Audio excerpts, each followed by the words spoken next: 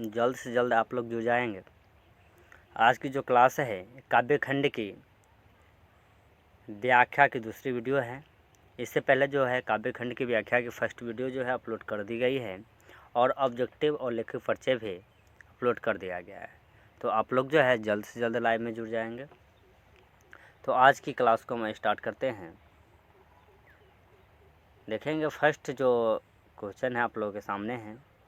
First question कहा जा रहा है, तुमुल कोलाहल कहल में मैं हृदय की बात रे मन। प्रस्तुत पंक्ति जो है छायावाद के प्रमुख कवि जयशंकर प्रसाद द्वारा रचित महाकाव्य कामायनी के निर्वेद सर्ग से ली गई है, जिसमें श्रद्धा मनु को पाकर कहती है कि इस अत्यंत कोलाहल में मैं हृदय की बात की तरह हूँ। क्या है? हृदय की बात की तरह हूँ। नेक्स्ट श्लोक जो है आप लोगों के सामने है। नेक्स्ट श्लोक कहा जा रहा है, विकल होकर नित्य चंचल खेजती, जब नींद के पल चेतना थक सी रहती, तब मैं मलय की बात रे मन। यानी प्रस्तुत पंक्ति जो है छायावाद के प्रमुख कवि जयशंकर प्रसाद द्वारा रचित महाकाव्य कहाँ कामायनी से लिया गया है।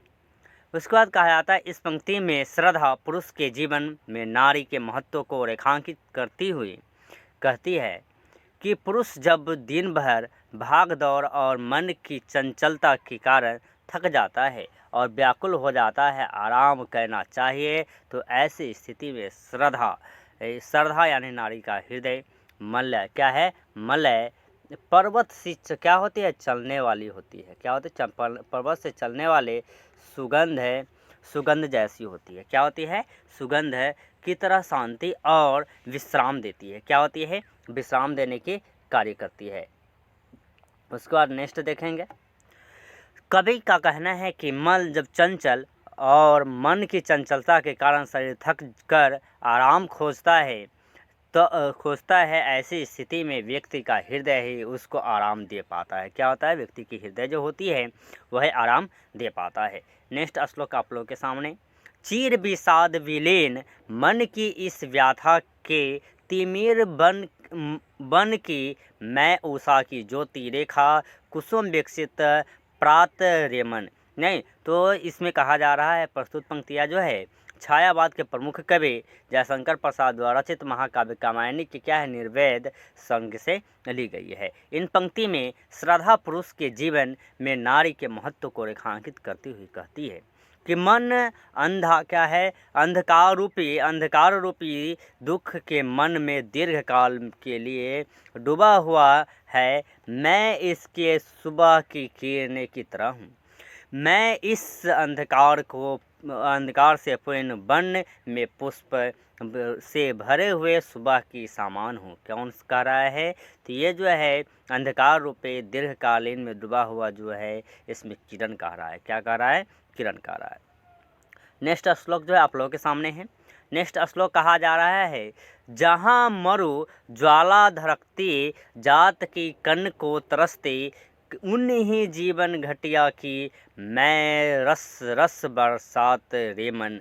प्रस्तुत पंक्तियाँ जो है जयशंकर प्रसाद द्वारा रचित महाकाव्य कामायनी के निर्वेद संग से लिया गया है। इस पंक्तियाँ में श्रद्धा पुरुष की जीवन में नारी के महत्व को रेखांकित करती हुई कहती है कि हे मनु, उस धड़कते हुए मरुस्थल में जहाँ जात की पानी के बूंदों के लिए तरसती है, मैं जीवन की घाटी में सरस की तरह हूँ। कवि कहते हैं कि जब मनुष्य जीवन कष्ट हो, अग्नि में क्या होता? अग्नि में मरुस्थल की तरह धड़कता, तब आनंद रूपी बारिश ही उसकी चित्त रूपी जात की को सुख प्राप्त कर सकती है। क्या कर सकती है? बारिश जो है उसके जो धकते हुए ज्वाला होती है उसको शांत कर पाएगी।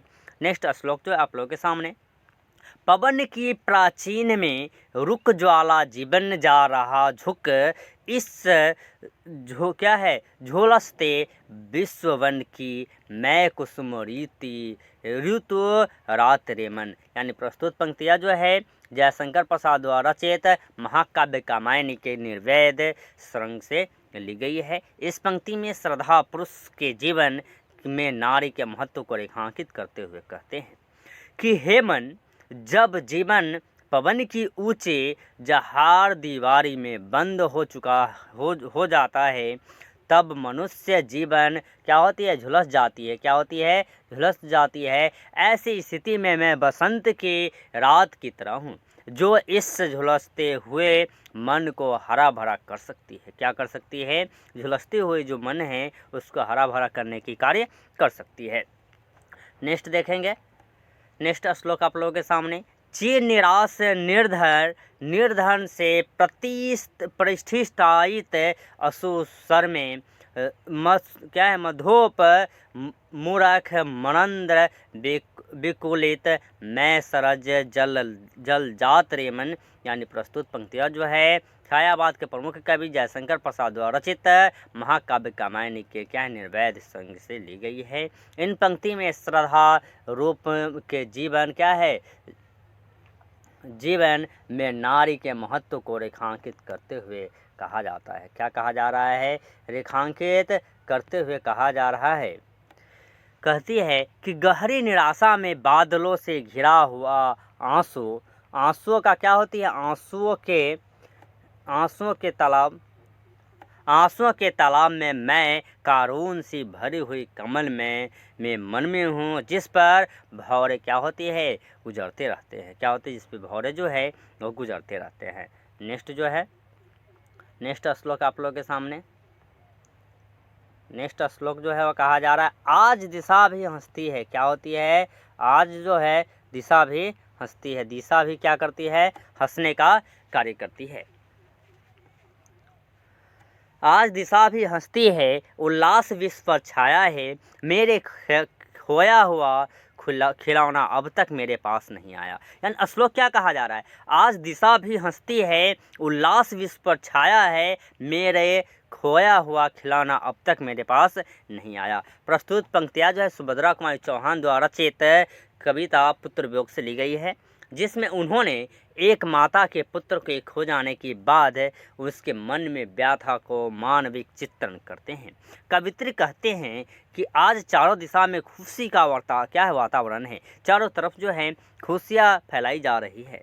नहीं, कवित्री कहते हैं कि आज चारों दिशा में जो है खुशियाँ क्या वातावरण है, खुशी की वातावरण है और सारे संसार में खुशियाँ छाई हुई है, लेकिन यह खुशी मेरे लिए व्यर्थ है। क्या है, यह खुशी जो है मेरे लिए व्यर्थ के समान है, क्योंकि मेरा खोया हुआ पुत्र अब तक मेरे पास यानी मैं प्राप्त नहीं कर पाया हूँ, अर्थात कवित्री के पुत्र का निधन हो गया है। नेक्स्ट श्लोक जो है आप लोगों के सामने। नेक्स्ट श्लोक कहा जाता है, शीत न लग जाए इस भय से, कहीं गोद से जिसे उतारा छोड़ काम दौड़ कर आई माँ कहकर जिस समय पुकारा। यानी कहा जाता है शीतल न लग जाए इस भय से, गोद से उतारा नहीं, जिस समय उन्होंने पुकारा उस समय किसी भी काम को छोड़कर मैं क्या दौड़ कर आया। ऐसे माँ क्या कहती है, माँ कहती है। प्रस्तुत पंक्तियाँ जो सुभद्रा कुमारी चौहान द्वारा रचित पुत्र वियोग से लिया गया है, जिसमें उन्होंने एक माँ के पुत्र को खो जाने के बाद उसके मन के व्याथा को मानविक चित्रण करते हैं। कवित्री अपने पुत्र को याद करते हुए कहती है कि मैंने शीत लग जाने के भय से उसे अपनी गोद से नहीं उतारा, जिसने जब भी माँ कहकर आवाज़ लगाई मैं अपना सारा काम छोड़कर उसके पास दौड़कर आई ताकि उसकी ज़रूरतों को पूरा कर सकूं। नेक्स्ट जो है श्लोक आप लोगों के सामने है।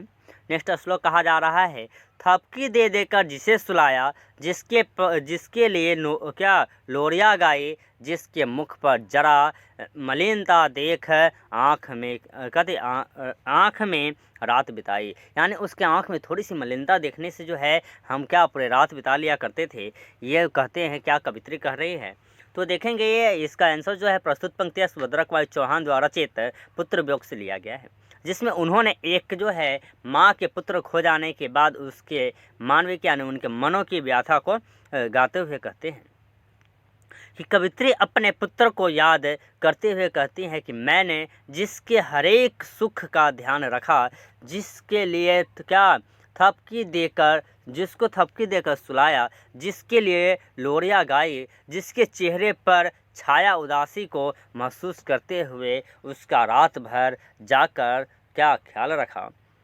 उसका नेक्स्ट श्लोक आप लोगों के सामने, जिसके लिए भूल अपनापन पत्थर को भी देवता बनाया, नारियल दूध क्या बतासे कहीं चढ़ा कर शीश नवाया। यानी कहा जाता है जिसके लिए हमने अपने को भुलाकर पत्थर को भी देवता माना, जिस पे नारियल फूल बतासे कहीं चढ़ाकर वहाँ पे हमने शीश नवाने का कार्य किया।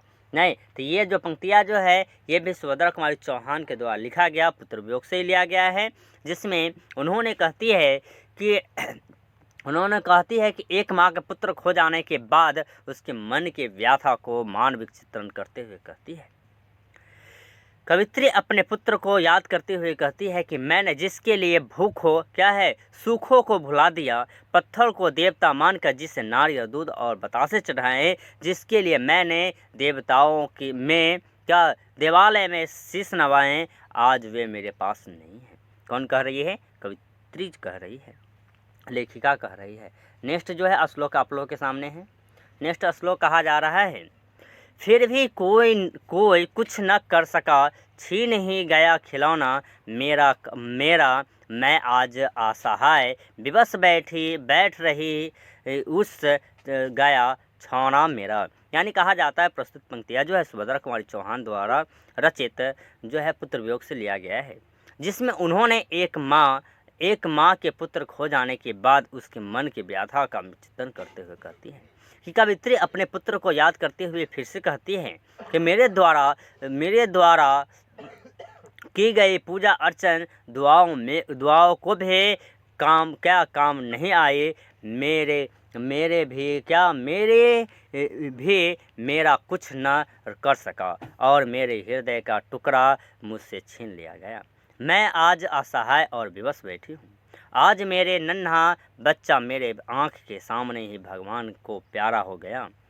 नेक्स्ट जो है श्लोक आप लोगों के सामने देखेंगे, डिस्प्ले पर ही दिखाई दे रहा है। नेक्स्ट श्लोक जो है दिखाया जा रहा है, तड़प रहे हैं क्या विकल प्राण ये, तुमको पल भर शांति नहीं, वह खोया धन पा न सको, मैं इसमें कुछ भी भली क्या भाती नहीं।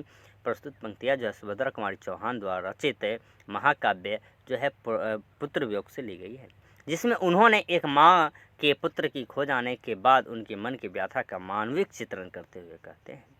कवित्री अपने पुत्र को याद करती हुई कहती है कि मेरे प्राण तड़प रहे हैं और मुझे एक पल की शांति नहीं।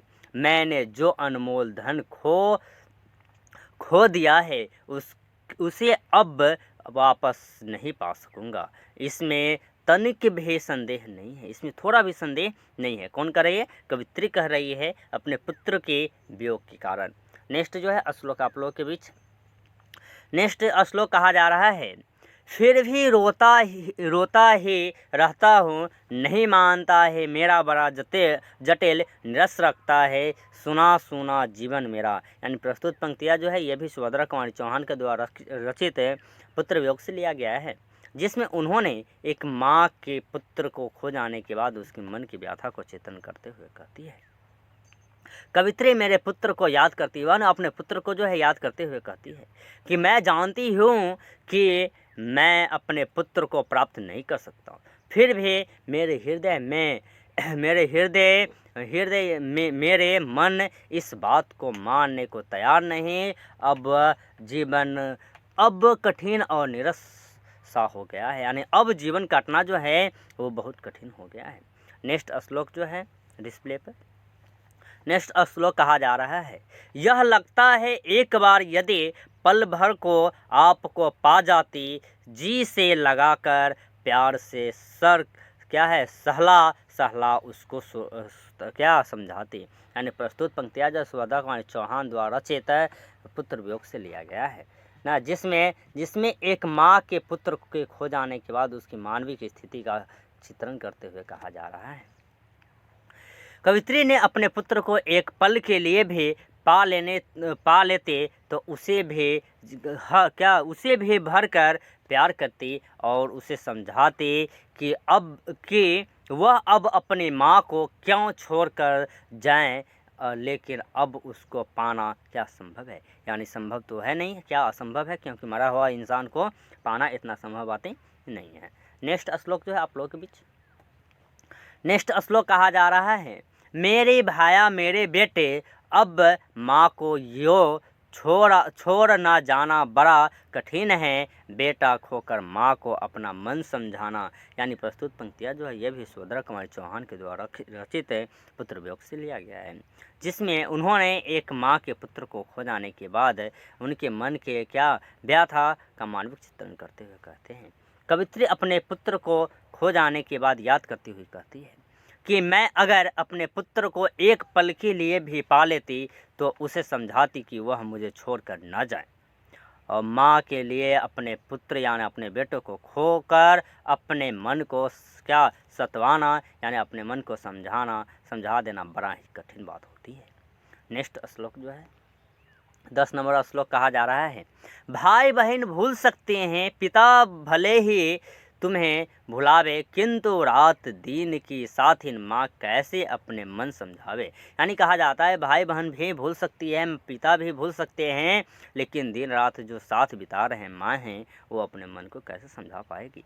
नहीं तो श्लोक का आंसर जो कहा जा रहा है प्रस्तुत पंक्तियाँ ये भी जो है सुभद्रा कुमारी चौहान के द्वारा रचित पुत्र वियोग से ही लिया गया है, जिसमें कवित्री अपने पुत्र को याद करती हुई कहती है कि भाई बहन तुम्हें भूल सकते हैं, तुम्हारे पिता भी तुम्हें भूल सकेंगे, लेकिन एक माँ जो रात दिन अपने बच्चे के साथ रही वे कैसे अपने मन को समझा सकती है। कवित्री कहना चाहती है कि माँ का हृदय बच्चे को कभी भूल नहीं सकता। नेक्स्ट जो है नेक्स्ट श्लोक आप लोगों के बीच,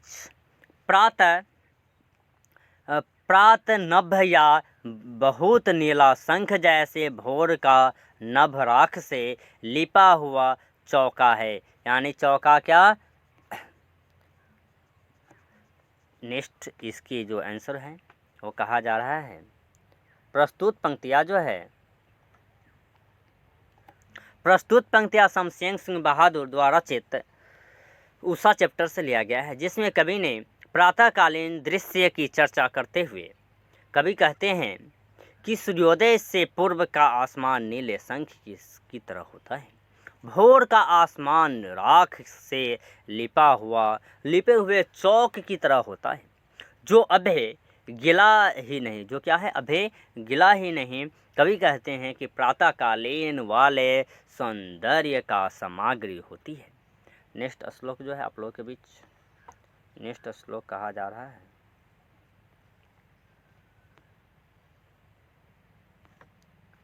नेक्स्ट श्लोक है, बहुत काली सील जरा से लाल केसर से कि जैसे धूल गई हो स्लेट पर या लाल खरिया चाक मल दी गई हो किसी ने, ऐसी प्रतीत होती है।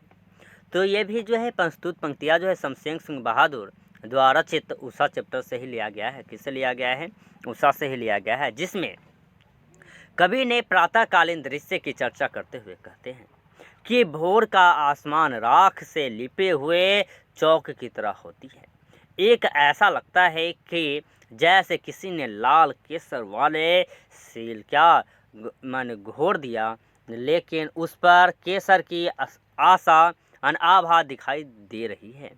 कभी कभी ऐसा लगता है कि स्लेट पर लाल खरिया का चाक मल दिया गया हो।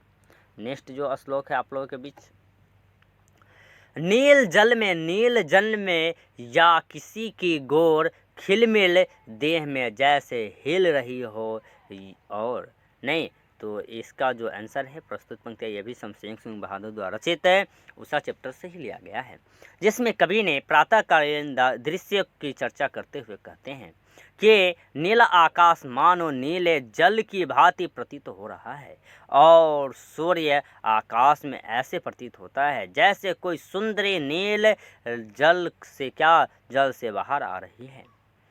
कवि जिसमें गोरे रंग की आभा चारों तरफ फैल रही है। क्या हो रही है? चारों तरफ फैल रही, ऐसी प्रतीत हो रही है। नेक्स्ट जो है श्लोक कहा जा रहा है, जादू टूटता है इस उषा का जब क्या होती है? सूर्योदय हो जाता है। जादू टूटता है जब उस उषा का जब सूर्योदय हो जाता है, यानी अंधेरा क्या होती है? सूर्योदय होने के बाद कटने लगती है ऐसे। तो नेक्स्ट जो है इसके आंसर कही जा रही है प्रस्तुत पंक्तियाँ, यह भी शमशेर सिंह बहादुर द्वारा रचित उषा चैप्टर से ही लिया गया है, जिसमें कवि कहते हैं कि प्रातःकालीन दृश्य की चर्चा की है। और कवि कहते हैं कि प्रातःकालीन समय जो है सतरंगी होती है, सतरंगी यानी 7 रंगों से मिली हुई होती है, लेकिन सूर्योदय के बाद उषा रूपी सुंदरी की लालिमा और नीलिमा वाली शोभा नष्ट हो जाती है, अर्थात उषा का जादू क्या होने लगता है? खत्म होने लगता है। नेक्स्ट जो श्लोक है, श्लोक कहा जा रहा है, चाहे जिस प्रदेश पूरे को माने पूर्व को हो जन जन का चेहरा एक, चाहे पूरे देश प्रदेश का जो हो, पूरे यानी जितने भी देश प्रदेश हो सभी की चेहरा जो है जन जन का चेहरा एक हो, लोक की चेहरा एक हो। यह प्रस्तुत पंक्तियाँ जो है जन जन की चेहरा एक शीर्षक कविता से ली गई है, जिसके रचयिता जो है कवि गजानन मुक्ति बोध जी है। कवि कहते हैं कि कोई व्यक्ति चाहे किसी भी देश या प्रांत का निवासी हो, उनका सब में समानता पाई जाती है। सभी क्या होती है? एक जैसी होती है, सभी देखने में एक जैसी होती है, सभी की व्यवहार एक जैसी होती हैं। नेक्स्ट श्लोक जो है, नेक्स्ट श्लोक कहा जा रहा है, एशिया की, यूरोप की, अमेरिका की गलियों की धूप एक, कष्ट दुख संतान की चेहरे पर पड़ी हुई क्या है? झारियों का रूप एक, और जोश में क्या होती है? जोश में जो ताकत से बंधी हुई क्या है? मुठिया का एक लक्ष्य, ये सभी क्या है? एक जैसे है। एक मिनट,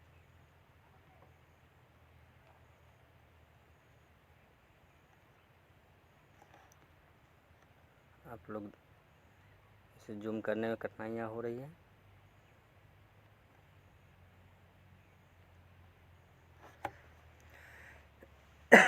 नेक्स्ट जो है देखेंगे, इसके आंसर जो है प्रस्तुत पंक्तियाँ जो है जन जन चेहरा एक से ली गई है, जिसके रचयिता जो है गजानन मुक्ति बोध साहब हैं। कवि कहते हैं कि कोई व्यक्ति चाहे किसी भी प्रदेश का निवासी हो, उन सब में समानता पाई जाती है, चाहे वो एशिया, यूरोप, अमेरिका, किसी भी जगह सूर्य अपने किरण समान रूप में बिखेरता है। कष्ट और दुख में व्यक्ति के चेहरे पर परे रेखा क्या होती है? झुर्रियाँ या एक समान होती है। जोश में या ताकत में बंधी हुई क्या होती है? मट्ठिया एक समान होती है। इसका लक्ष्य भी एक होता है। नेक्स्ट श्लोक जो है कहा जाता है, पृथ्वी के गोल चारों ओर धरातल पर जनता का दल एक एक पक्ष है, जलता हुआ लाल की भयानक सितारा एक क्या है? उदीप्य उसका क्या है? विकराल सा इशारा एक है। नहीं, प्रस्तुत पंक्तियाँ जो है जन जन की चेहरा एक शीर्षक कविता से ली गई है, जिसके रचयिता मार्क्सवादी कवि गजानन मुक्ति बोध साहब हैं। जिन प्रस्तुत पंक्तियाँ में कवि ने प्राणियों की समस्या की चर्चा करते हुए कहते हैं कि सारी प्राणियों की समस्या भावना समान है, लेकिन इस संसार में विभिन्नता है। कवि कहना चाहते हैं कि जिस प्रकार सारे संसार में सूर्य एक है, अपनी रोशनी सारे चीज़ों पर एक समान बिखेरती है, उसी प्रकार क्या है? सभी इंसान एक जैसे। प्रस्तुत जो है नेक्स्ट श्लोक जो है आप लोगों के सामने, गंगा में क्या है? इरावती में और मीनार में अपार अकुलाती हुई, नील नदी अमेजन और क्या है? मिसौरी में वेदना से गाती हुई बहाती हुई जिंदगी की धारा, एक प्यार का इशारा, एक क्रोध का क्या है? दुराधार एक है। यानी प्रस्तुत पंक्तियाँ जो है जन जन का चेहरा एक शीर्षक से ली गई है, जिसके रचयिता गजानन मुक्ति बोध साहब है। कवि कहते हैं कि गंगा इरा क्या है, इरावची और मीनार, नील नदी, अमेजन, मिसौरी, इन सब में अपार जल प्रवाहित होती है। इन जलों में कोई क्या होती है, इन जलों में कोई मौलिक अंतर नहीं होती है। ये नदियाँ मनुष्य को निरंतर बढ़ते रहने की प्रेरणा देती है। ये नदियाँ प्यार और क्रोध दोनों का संदेश देती है। क्या करती है, प्यार और जो है संदेश दोनों की संकेत देती है। आप लोग जो है क्लास में बने रहें। और ये जो है व्याख्या की लास्ट क्लास भी है, जिसमें 5 नंबर व्याख्या को देखेंगे। 5 नंबर व्याख्या कहा जा रहा है, पृथ्वी का प्रसार अन्य सेनाओं से किए हुए गिरफ्तार गहरी काले छाया परास कर खड़े हुए शत्रु का काले से पहाड़ पर काला काला दुर्ग, एक जान संशोधन दुर्ग, एक जन शोषक शत्रु है। यानी कहा जाता है प्रस्तुत पंक्तियाँ जन जन की चेहरा एक शीर्षक कविता से ली गई है, जिसके रचयिता जो है कवि गजानन मुक्ति बोध साहब है। इस संसार में दृष्टि लोग के लोग अनेक अत्याचार करते हैं। वे अपनी काली छाया संपूर्ण पृथ्वी पर फैला रहे हैं। ये लोग मानवता के दुश्मन हैं और इन्होंने अपने अमानवीय कार्य और शोषण का किला खड़ा कर दिया है। जनता को शोषण करने वाले शत्रु ये सभी एक शत्रु ही है। नेक्स्ट श्लोक कहा जा रहा है, आशाएं आशा में लाल लाल किरने से अंधेरा चीरता सा मित्र का स्वर्ग, एक जन जन का चेहरा मित्र है। नहीं, यानी प्रस्तुत पंक्तियाँ जो है जन जन की चेहरा एक शीर्षक कविता से ली गई है, जिसके रचयिता कवि जो है गजानन मुक्ति बोध साहब है। कवि कहते हैं कि आज दुनिया में आर्थिक विषमता और शोषण का अंधकार छाया हुआ है। इस अंधकार को आशामय लाल किरणें अर्थात समाजवाद द्वारा ही दूर किया जा सकता है। कवि कहते हैं कि इस अंधकार को समाप्त होते हैं सर्वत्र स्वर्ग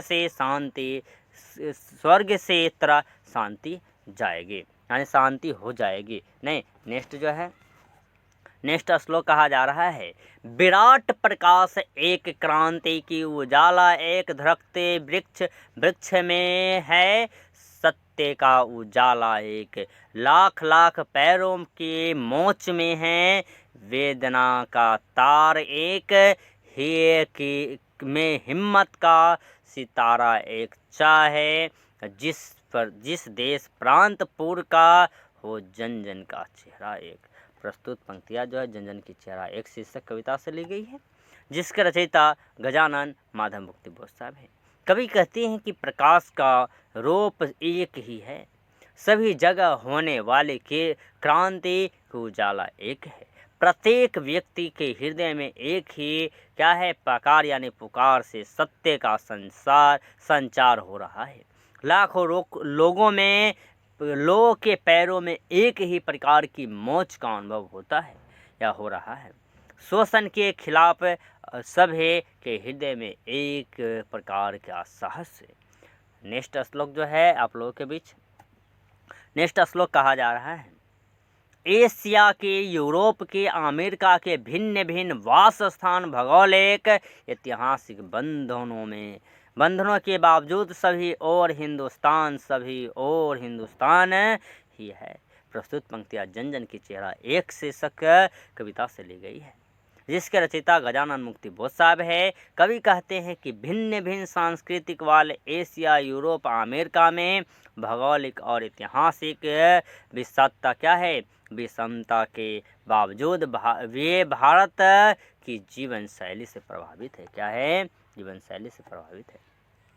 9 नंबर जो क्वेश्चन है आप लोगों के बीच कहा जा रहा है, सभी और बहने हैं, सभी और भाई है, सभी और कन्हैया ने गाय के चराई हुई जिंदगी की मस्ती की क्या है, अकुलाती भोर एक बांस क्या बंसी सी धून, ये सभी और एक है। प्रस्तुत पंक्तियाँ जो है जनजन की चेहरा एक शीर्षक कविता से ली गई है, जिसके रचयिता गजानन मुक्ति बोध साहब है। और कवि कहते हैं कि भारत की सांस्कृतिक में प्रत्येक स्थान पर भाई बहन सा प्रेम है, जहाँ भगवान श्री कृष्ण की छवि चारों ओर व्याप्त है। कवि यानी यहाँ हर जगह कृष्ण ने गाय चराई है, यहाँ जिंदगी में मस्ती भरी पाई जाती है, सभी और कृष्ण के बंसी की धुन व्याप्त है। नेक्स्ट श्लोक जो है आप लोगों के बीच, नेक्स्ट श्लोक कहा जा रहा है 10 नंबर जो श्लोक है, कहा जा रहा है दानव दुरात्मा एक, मानव की आत्मा एक, शोषक और खूनी और चोर एक, जन जन के शीर्ष पर शोषण का खंड अति क्या घोर एक, दुनिया में हिस्सा में चारों ओर जन जन का युद्ध एक। यानी प्रस्तुत पंक्तियाँ जो है जन जन का चेहरा एक शीर्षक कविता से ली गई है, जिसके रचयिता गजानन मुक्ति बोध साहब है। कवि का कहना है कि पूरे विश्व में दानव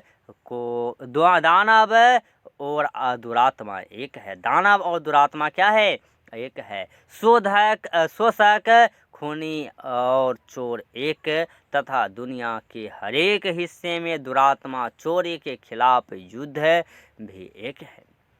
नेक्स्ट श्लोक जो है 11 नंबर श्लोक आप लोगों के बीच,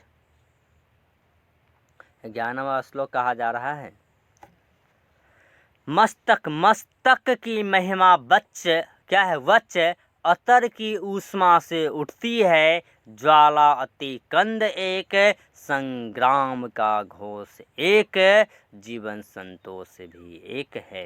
प्रस्तुत पंक्तियाँ जन जन की चेहरा एक शीर्षक कविता से ली गई है, जिसके रचयिता गजानन मुक्ति बोध साहब है। कवि कहते हैं कि सभी जन के समूह मस्तिष्क की चिंता एक है, सभी अनेक हृदय की क्या है प्रबलता भी एक सी है, जिसके भीतर क्रोध की ज्वाला भी एक सी ही है।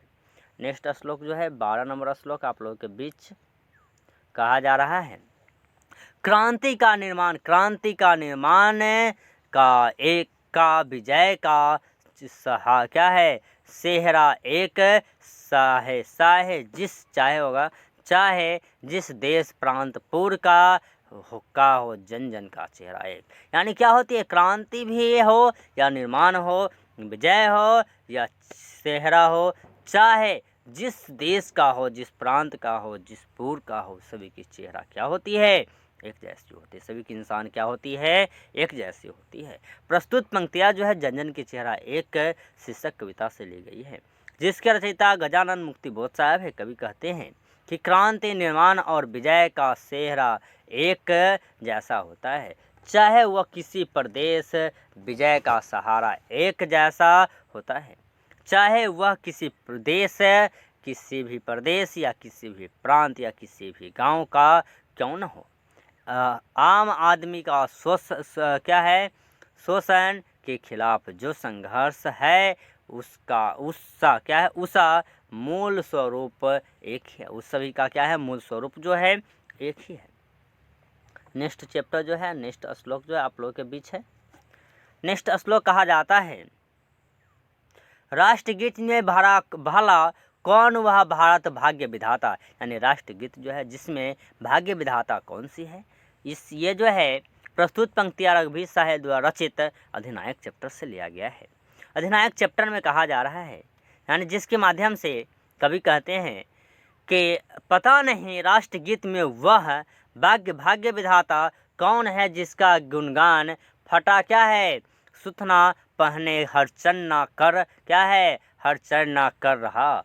इस लोकतांत्रिक व्यवस्था में भी पता नहीं किसका गुणगान हो रहा है।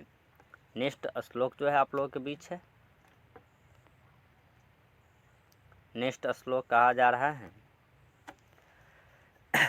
मखमल क्या है, टमटम और बल्लभ तुरहे क्या है, पगड़ी छत्र चंवल के साथ तोप छुड़ाकर ढोल बजाकर जय जय कौन कराता है। प्रस्तुत पंक्तियाँ अधिनायक रघुवीर सहाय द्वारा लिखित अधिनायक चैप्टर से ली गई है, जिसके माध्यम से कवि जी कहना चाहते हैं कि मखमल के वस्त्र धारण किए हुए और टमटम पर सवार बल्लभ क्या है तुरही आदि राज से क्या है प्रतीकों के साथ पगड़ी धारण किए हुए, सिर के ऊपर छाता और जिसके आगे पीछे लोग क्या है चवर ढुला रहे हैं, जो अपने स्वागत में तोपों की सुनामी जो दिखलाता है, जो क्या है ढोल नगाड़े बजाकर अपनी जय जयकारे करवा रहा है, वह कौन है। नेक्स्ट जो श्लोक है आप लोगों के बीच, नेक्स्ट श्लोक कहा जा रहा है पूरब पश्चिम से आते हैं क्या है नंगे बूचे क्या है नरंग कंकाल सिंहासन पर बैठा, जिसके क्या है तमगे कौन लगाता है। प्रस्तुत पंक्तियाँ जो रघुवीर सहाय द्वारा रचित अधिनायक चैप्टर से लिया गया है, जिसके माध्यम से कवि कहते हैं कि राष्ट्रीय त्यौहार पर भी दिशा से जनता नंगे पैर आती है। गरीबी के कारण वे क्या है कंकाल की तरह प्रतीत होती है। गरीब किसान की कमाई जन प्रतिनिधियों द्वारा हड़प ली जाती है, नहीं उसके अधिकारों में क्या होती है मेडल भी उसके द्वारा ले ली जाती है। कवि पूछते हैं कि आखिर में तमगे लगाने वाला कौन है, यानी ऐसे बातें करने वाले कौन है। नेक्स्ट जो श्लोक है आप लोगों के बीच है, तो नेक्स्ट जो है क्वेश्चन कहा जा रहा है कौन कौन है वह जनगण मन अधिनायक का महाबली डरा हुआ मन बेगम जिसका बाजा रोज बजता है। प्रस्तुत पंक्तियाँ जो है रघुवीर सहाय द्वारा रचित कविता अधिनायक चैप्टर से लिया गया यानी खंड से लिया गया है, जिसके रचयिता जो है कौन है रघुवीर सहाय जी है, जिसके माध्यम से कवि कहना चाहते हैं कि लोकतांत्रिक देश में वह महाबली कौन है जो गरीब और मध्य वर्गीय लोगों के मन पर अपना अधिकार जमा रहा है। लोग ना चाहते हुए भी विवश मन से क्या होता है उनका गुणगान कर रहे हैं, वह महाबली है कौन। नहीं नेक्स्ट जो है नेक्स्ट क्वेश्चन आप लोगों के बीच, नेक्स्ट जो क्वेश्चन है आप लोगों के बीच है, देखिए नेक्स्ट जो श्लोक है कहा जाता है प्यारे नन्हे बेटे को कंधे पर बैठाकर मैं दादा से बड़ा हो गया सुनना, यह जो है प्यारी बेटिया से पूछेगा बतलाओ आसपास कहाँ कहाँ लोहा है और क्या चिमटा करकुर और क्या है सिगरिया समसे दरवाजे की क्या है संकल कम्बले और खिला दरवाजे में क्या है धुंधा हुआ वह बोलेगी क्या है छटपट। यानी यह प्रस्तुत जो कविताएं हैं यह पंक्तियाँ जो है यह पंक्तियाँ विनोद कुमार शुक्ल द्वारा रचित कविता प्यारे नन्हे बेटे को से ली गई है, जिसमें कवि अपने प्यारे नन्हे बेटे को कंधे पर बैठाया है। बेटा कहता है कि अब दादा से भी बड़ा हो गया हूँ। नहीं कभी प्यारी बेटिया से पूछता है कि बताओ हमारे आसपास लोहा कहाँ है। बेटिया झटपट बोलती है कि लोहा क्या चिमटा और करछोल लोहे की क्या होती है कराहे और सर से दरवाजे की क्या होती है जंजीर और दरवाजे में लगे कब्जे में है। नहीं लोहा दरवाजे में लगे मोटी कांटी में भी है। नहीं नेक्स्ट जो है श्लोक आप लोगों के बीच कहा जाता है रुककर वह भी याद करेगी बाहर क्या है सुख रही जिस पर भैया की क्या है गीले चड्डी फिर एक फैक्ट्री पेन साइकिल पेन पूरे आसपास वह ध्यान करेगी, सोचेगी दुबले पतले पर क्या हरकत में तेजी सी कितने जल्दी जान जाए वह आसपास कहाँ लोहा नहीं। तो प्रस्तुत पंक्तियाँ जो विनोद कुमार शुक्ल द्वारा लिखित मैंने रचित कविता प्यारे नन्हे बेटे को से लिया गया है, जिसमें कवि कहना चाहते हैं अपने प्यारे बेटे से पूछता है कि आसपास लोहा कहाँ है। वह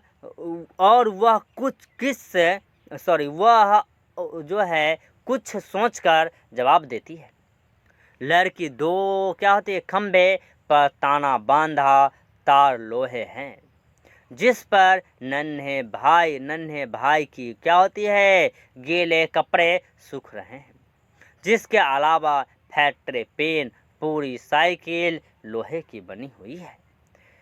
पुनः वह अपने आसपास ध्यान करेगी, सोचेगी शरीर से क्या होती है, शरीर से भले ही दुबला और पतला हो, लेकिन वह क्या है सगज है और वह बहुत जल्द ही जान लेती है कि आसपास लोहा कहाँ है। नेक्स्ट जो है श्लोक आप लोगों के बीच है। नेक्स्ट श्लोक कहा जाता है, मैं याद जो है दिलाऊंगा न सिखलाऊंगा बेटिया को क्या है फावरा और कुदालिया और क्या होती है टोंगलिया और बसुले और क्या होती है खुरपी पास खड़े बैलगाड़ी के चक्के का पक्का बैल के क्या होती है गले में कसे गई घंटी के अंदर लोहे की क्या होती है गोली होती है। पत्नी याद दिलाएगी, जैसे समझाती है बेटी को बाल्टी सामानों कुएं में लगी लोहे की क्या होती है घोरे छते की क्या होती है कारी डंडे और क्या होती है ढमेला हंसिया चाकू और क्या होती है भिलाई बाल्डिया जगह लोहे के टीले होते हैं। प्रस्तुत पंक्तियाँ जो है विनोद कुमार शुक्ल द्वारा रचित कविता प्यारे नन्हे से लिया गया है, जिसमें कवि कहते हैं कि अपने प्यारे बेटी को याद दिलाता हूँ, मैं दिलाता है कि क्या होती है फारवा कुदाली और टंगलिया बसलिया और खुरपी सब लोहे का है। पास खड़े बैलगाड़ी के चक्के का क्या होती है पट्टा जो है वो और बैलों में के गले में फंसे जो क्या है घंटी के अंदर लोहे की गोली है।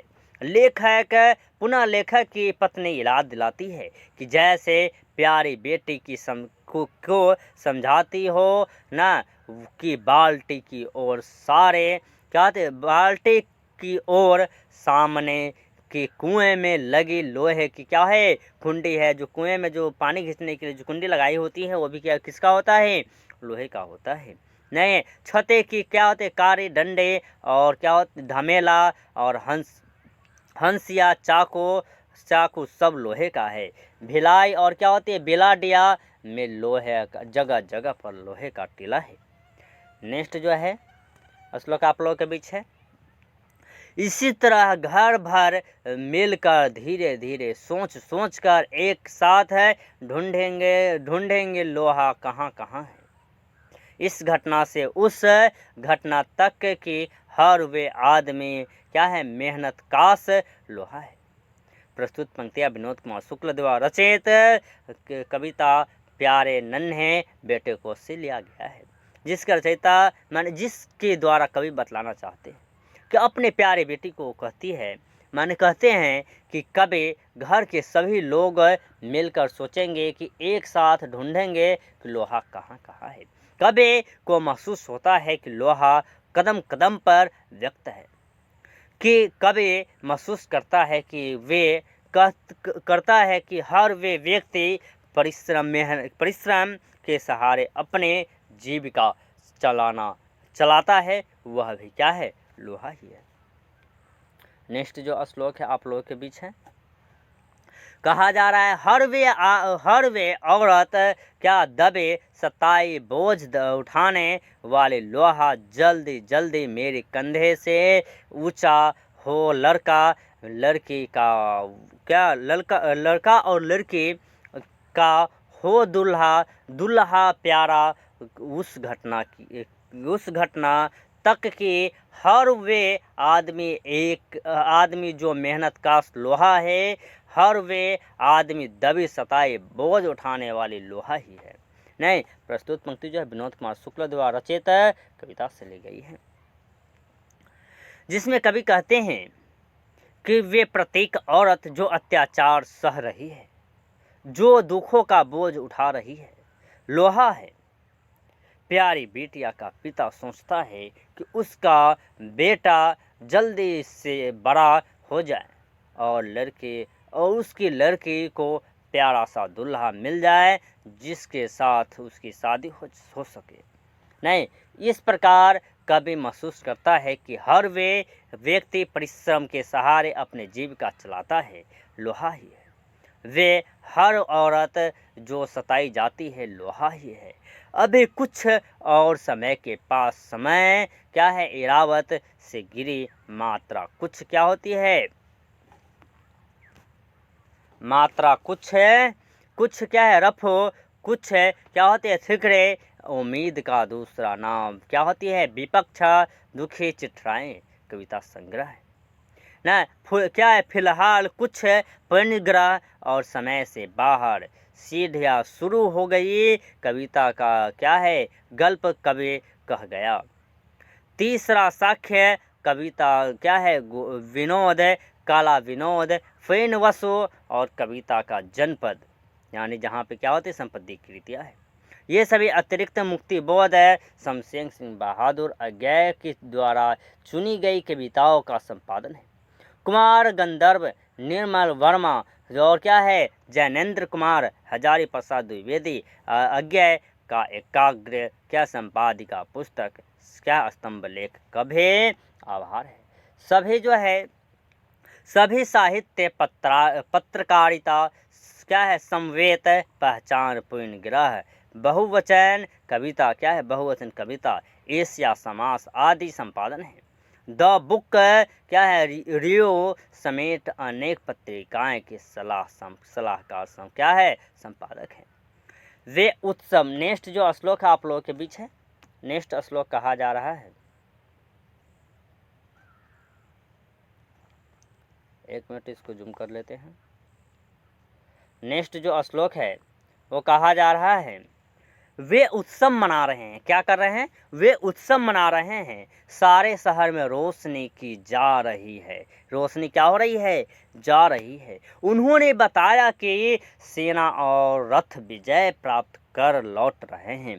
प्रस्तुत पंक्तियां जो है हार जीत की गद्य कविता से ली गई है, जिसके रचयिता अशोक वाजपेयी जी है। क्या है, अशोक वाजपेयी जी है। इन पंक्तियों में कवि ने राजनीतिक झूठ क्या है, राजनीतिक झूठ को उजागर किया है। कवि कहते हैं कि नेता जनता को क्या होती है, दीर्घ भ्रमित करते हैं और उन्होंने वास्तविकता से दूर करते हैं, क्या उन्हें वास्तविकता से दूर करते हैं। वाजपेयी जी ने इस कविता में जनता और शासक का सही चित्रण प्रस्तुत किया है। शासक वर्ग भली भांति जनता को क्या होते, गुमराह करके खुद सुख भोगती है। कवि ने जनता को जागरूक करने का प्रयास किया है।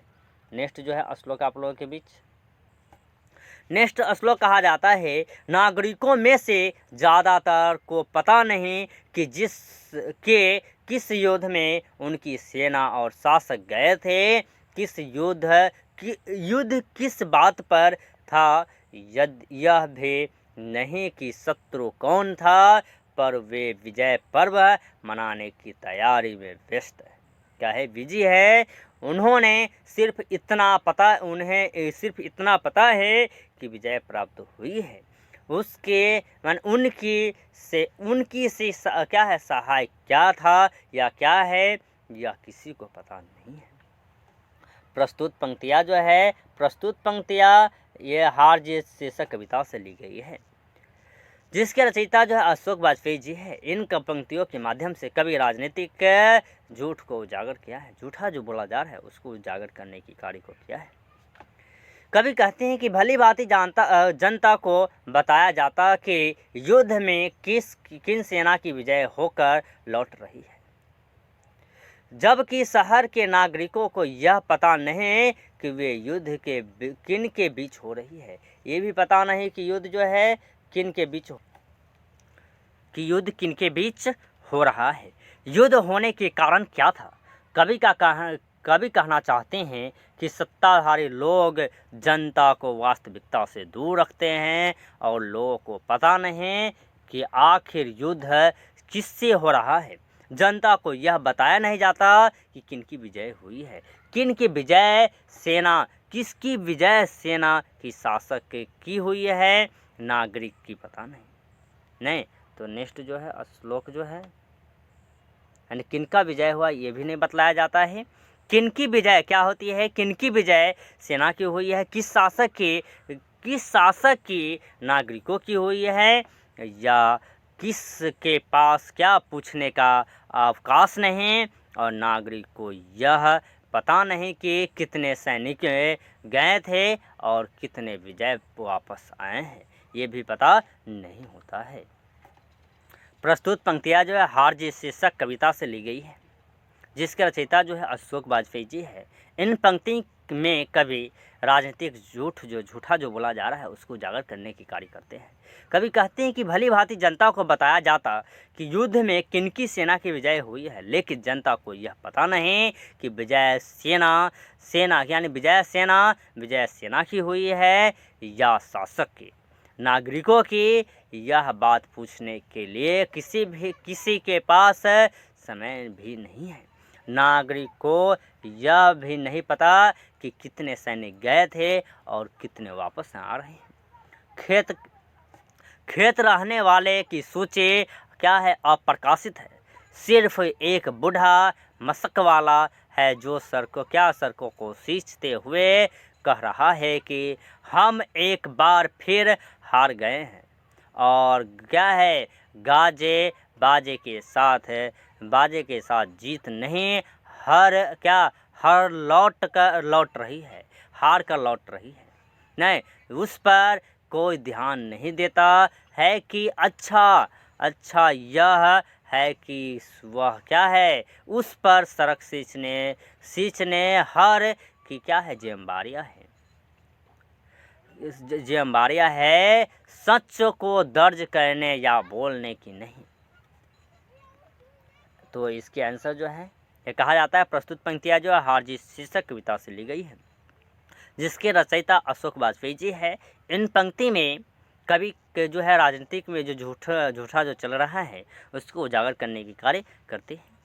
और कवि कहते हैं कि खेत में रहने वाले अर्थात श्रमिक मजदूर जिन्होंने आज़ादी में अपना योगदान दिया, उनकी तरफ से किसी का ध्यान नहीं है कि वे बूढ़ा मशक वाला सड़क को क्या कर रहे हैं, सींचते हुए देश के बुद्धिजीवी वर्ग के ओर कहता है कि हम एक बार फिर से हार गए हैं, और गाने बजाने के साथ जीत की नहीं हार की हो रही है। हार कर जीत क्या किया जा रहा है, लौटा जा रहा है, लेकिन उस पर ध्यान नहीं देता है कि अच्छा, क्योंकि वह राजनीतिक के क्या है, जिम्मेदारी में मुक्त है।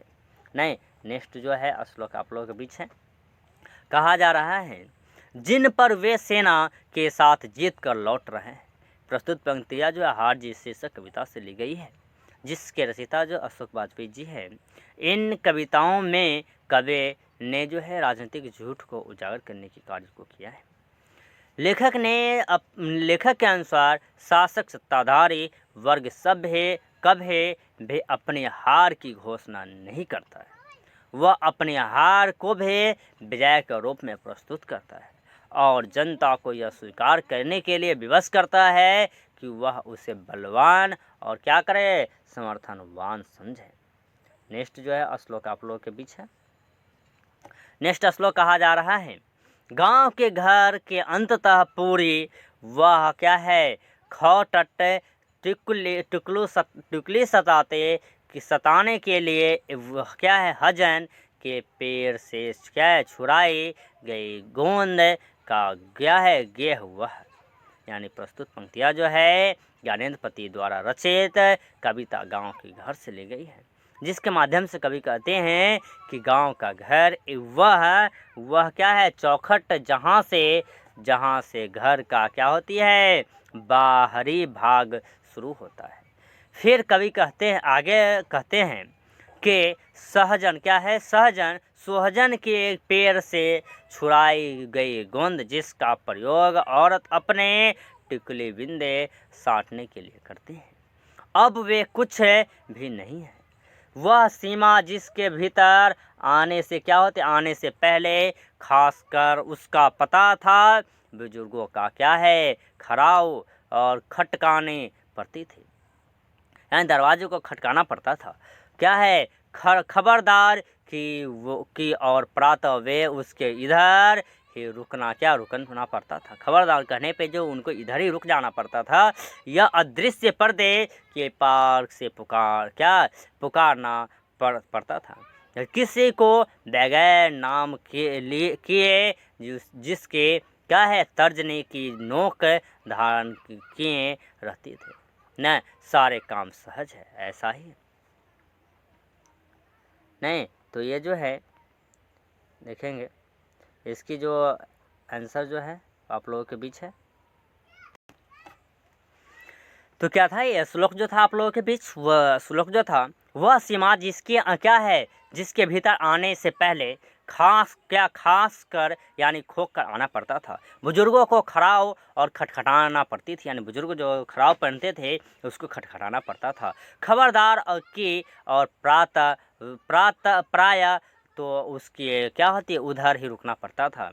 एक दृश्य पर्दे के पार जो है पुकारना पड़ता था किसी के बगैर नाम के लिए जिसकी तर्जनी के क्या है नोक धारण किए रहती थी। सारे काम सहज ही है। तो इसकी जो है आंसर आप लोगों के बीच है। प्रस्तुत पंक्तियाँ जो है ज्ञानेंद्र पति के द्वारा रचित जो है गांव की घर कविता से ही लिया गया है, जिसके कवि जो है किसके द्वारा लिखा गया है जो है ज्ञानेंद्र पति के द्वारा, जिसमें कवि कहते हैं कि गांव का घर क्या है दहलीज यानी सीमा जिसके अंदर आने से पहले बड़े बुजुर्गों को खास कर या क्या होती है फिर खड़ाऊ यानी लड़की का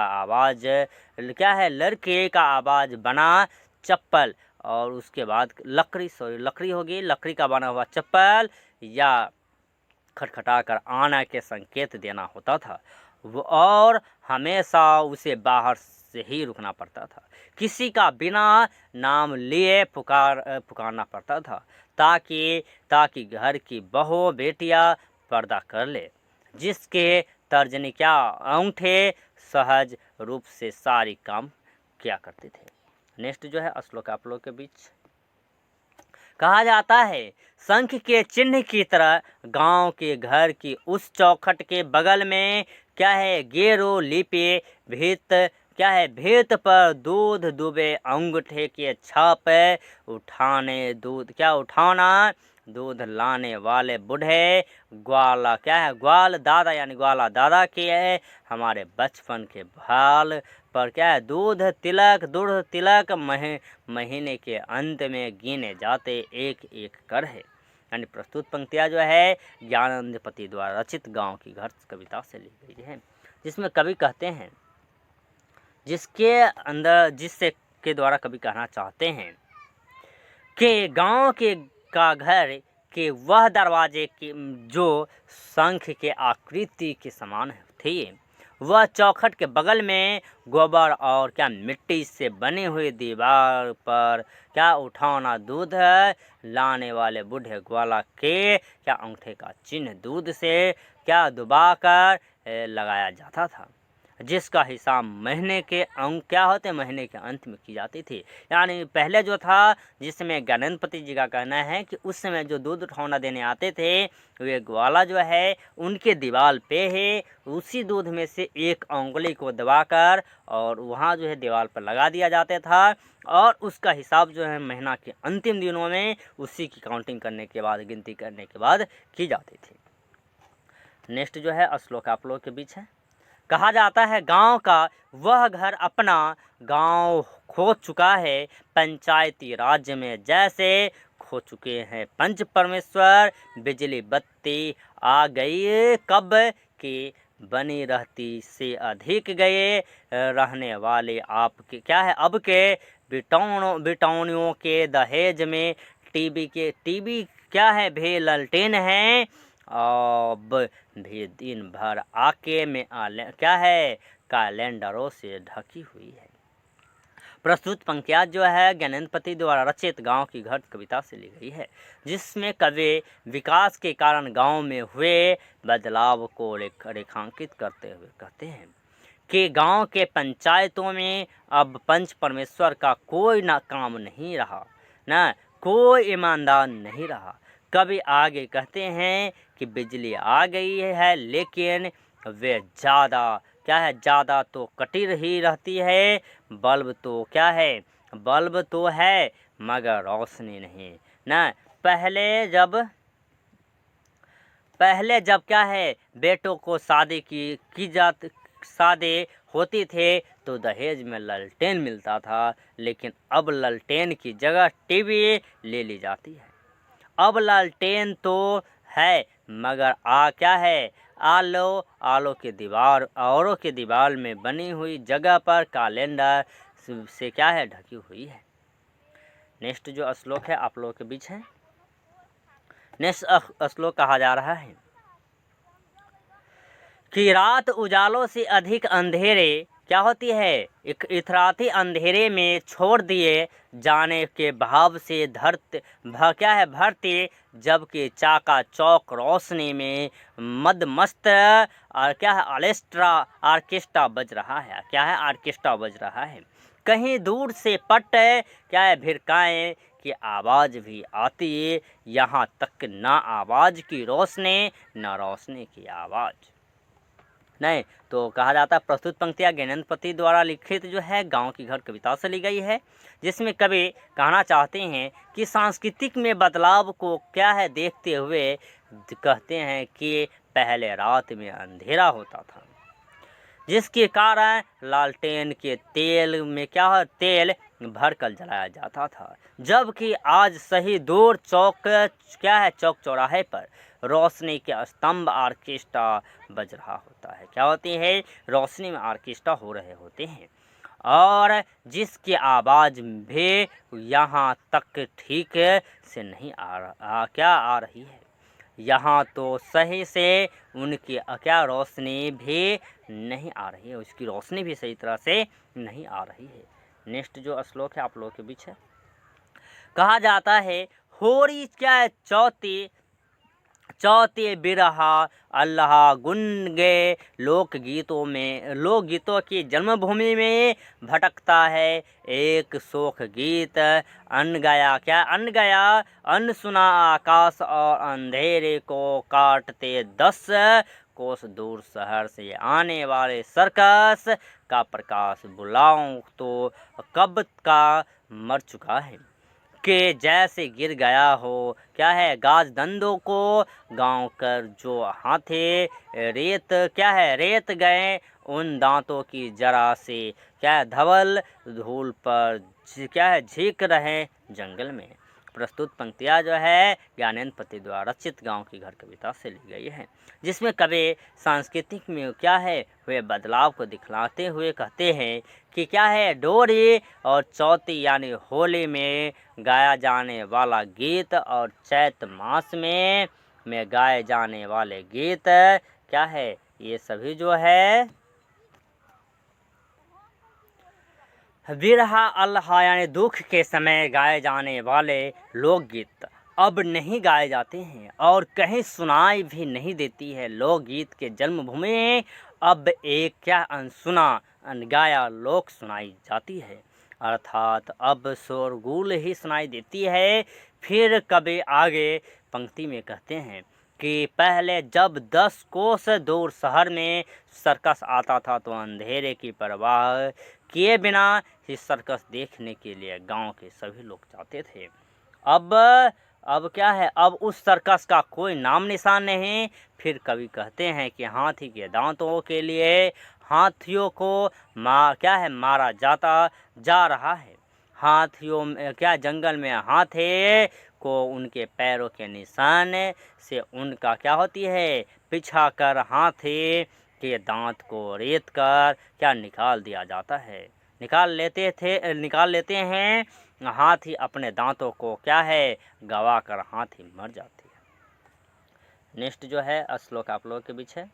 कहा जाता है लीलने वाले मुख मोह शहर को कहती है, बुलाते हैं। बस उदाल तो और अस्पताल में फैले भी ढूंढ है गाठते मित्र परिषद के जिन बुलाओं से गांव के घर की रीढ़ होती है, झुरझुराती है।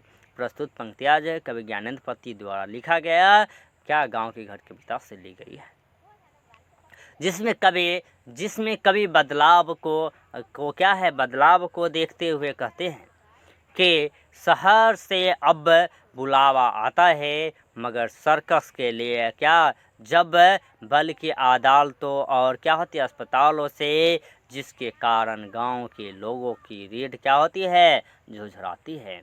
नहीं, नेक्स्ट जो है तो इस तरह जो है आज का जो वीडियो है आप लोगों के बीच जो काव्यखंड की सारांश के दूसरे वीडियो को लेकर आए हुए थे, और काव्यखंड की ये 5वां वीडियो था।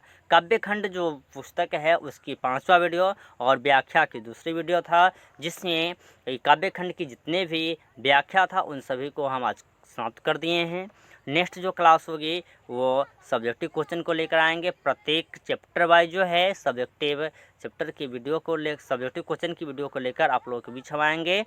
तो उसके लिए अगर अभी तक आप लोग हमारे चैनल को सब्सक्राइब नहीं किए हैं तो सबसे पहले सब्सक्राइब कर ले, बेल आइकन भी दबा ले, ताकि नोटिफिकेशन आप लोगों के बीच पहुंच सके। अगर आप लोगों को वीडियो पसंद आए तो लाइक भी ज़रूर कर दे। तब तक के लिए जय हिंद, जय भारत।